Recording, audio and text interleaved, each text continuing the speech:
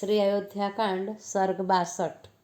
કૌશલ્યાના ઠપકારૂપી વાક્યો સાંભળીને દશરથ રાજાના દુઃખમાં ઓર વધારો થઈ ગયો અને તેઓ પસ્તાવો કરવા લાગ્યા।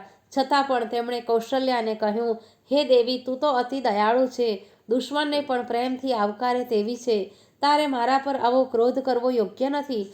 આમ કહીને રાજાએ તેની સામે હાથ જોડ્યા। કૌશલ્યાને જ્યારે ભાન આવ્યું ત્યારે પસ્તાવો કરવા લાગ્યા કે મેં મારા નાથને ન કહેવાના વચનો કહ્યા જ કેમ?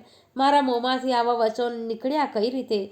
મહારાજના જોડાયેલા હાથ પકડીને પોતાના મસ્તક પર મૂકી દીધા। પછી આદરથી બોલ્યા કે હે નાથ, મારાથી ભયંકર ભૂલ થઈ ગઈ છે। જે સ્ત્રીને પતિએ પ્રસન્ન કરવી પડે તે સ્ત્રીને આલોક કે પરલોકમાં સુખ સંપન્ન થતું નથી। આ રીતે મહારાણી કૌશલ્યાએ પોતાના પતિની ક્ષમા માગીને માયાળુ શબ્દોથી સાંત્વન કર્યું। આથી મહારાજ રાત્રિના ખોળે નિંદ્રાવશ થયા।